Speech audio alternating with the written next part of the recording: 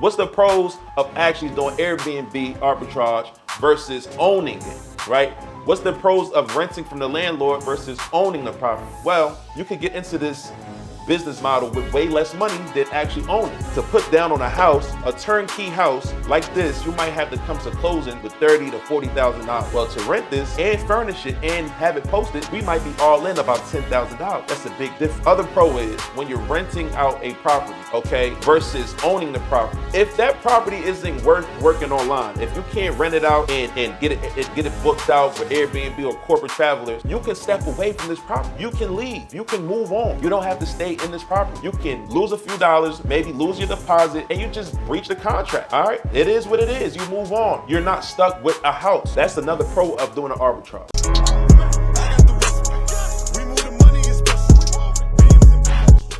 Let's get active. Welcome back to another episode on the Prada Jones page. Make sure you like, subscribe, share with a friend, leave a comment if you choose to, and let's keep the conversation going.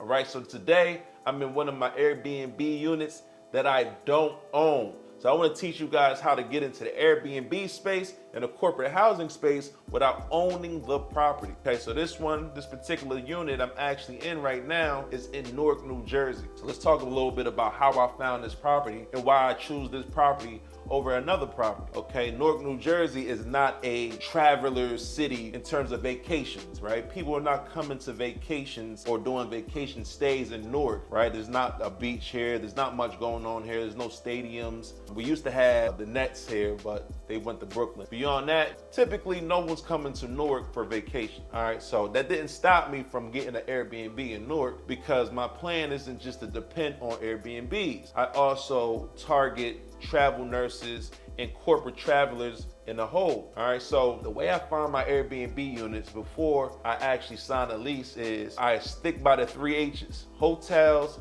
hospitals, and highways. So when I'm searching a city, as long as it has a hospital in that city, hotel in that city or nearby, or a highway, a very major highway nearby, that's a good location for corporate housing and Airbnb unit. Okay, so once I find that, I then reach out to a landlord. Okay, I might check Zillow for my properties. All right, I look on Zillow, make sure the property is the central location of the 3 H's. Then I find that property owner.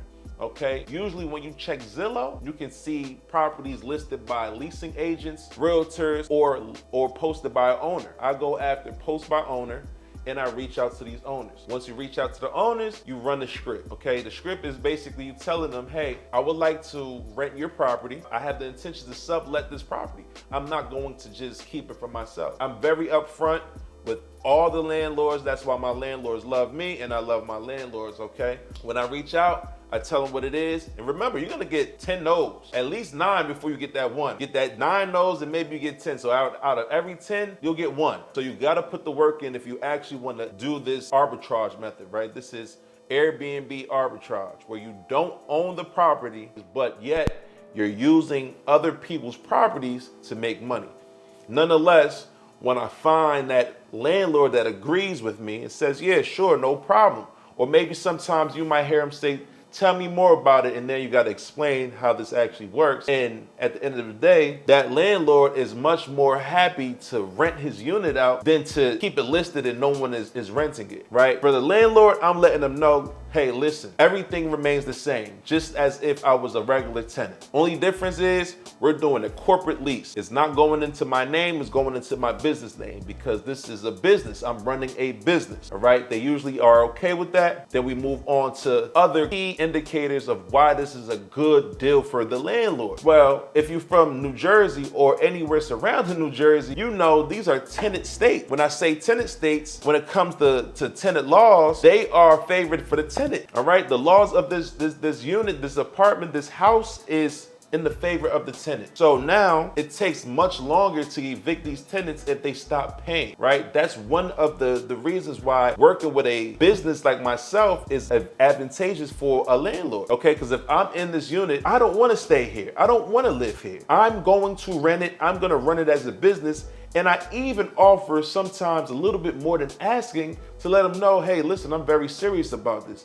I know I'm gonna make good money on the back end, so giving an extra $100 to the asking price is like unheard of. Who rents an apartment and says, hey, I'll give you an extra $100 on top of what you're asking for if you go with me? All right, so I'll pay more. You don't have to worry about eviction with me, right? Because if it's not working, I'm just gonna leave. And neither do you have to worry about the eviction process for the people I'll sublease it to, because they're corporate travelers or people coming into the city possibly to go and visit New York. You know, they don't wanna live here. They're here to work. They might stay 3 to 6 months at a time, things like that. All great reasons why a landlord should go with me. So once we go through those intricacies, we're now ready to get into the unit. Here's something that I always try to teach. Tell the landlord to give you some type of concession. You want to be able to come into this unit and be able to set up. Remember, you're not living here. This is for a business, and we have to furnish it. We have to get furniture. So if we're getting furniture, furnishing this unit might take a week, 2 weeks. So I try to tell the landlord, hey, if we're gonna sign this lease on the 1st of the month, how about you let me in about 2 weeks early to at least get my furniture in, get it posted, get the Wi-Fi, get the TVs hung up and everything else, and then we could start our regular contract on the top of the month. Usually they have no issue with that. If they do, well, that's up to you. That's up to you to move forward or not. But I will always try to get some sort of concession. Now let's talk about actually post. Once I get the furnished, when I get the apartment furnished, I'm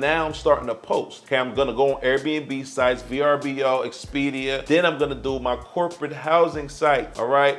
You got so many corporate housing sites out there. I'll go on places like Furnished Finder. I'll go to ALE Solutions, Dan Housing. I'll go to these different corporate sites, and now I'm looking for corporate travelers. I'm looking for insurance clients, and this is how I keep this unit booked. When peak season is not up and Airbnb is not working the same, we're in that down season, you can definitely depend on those travel nurses and those corporate travelers, like contractors, doctors, and so on, all right? And I'm also very close to the colleges in Newark, New Jersey. So I get Rutgers, I get NJIT, I get so many different people looking to stay in this unit. Let's talk about the pros and cons, all right?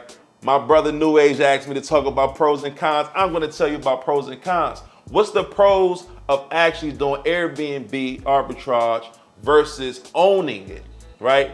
What's the pros of renting from the landlord versus owning the property? Well, you could get into this business model with way less money than actually owning. To put down on a house, a turnkey house like this, you might have to come to closing with $30,000 to $40,000. Well, to rent this and furnish it and have it posted, we might be all in about $10,000. That's a big difference. Other pro is when you're renting out a property, okay, versus owning the property. If that property isn't worth working online, if you can't rent it out and get it booked out with Airbnb or corporate travelers, you can step away from this property. You can leave. You can move on. You don't have to stay in this property. You can lose a few dollars, maybe lose your deposit, and you just breach the contract. All right? It is what it is. You move on. You're not stuck with a house. That's another pro of doing an arbitrage, right? And of course, the cons is just like the pros. You don't own the property, so if you are stuck with this property or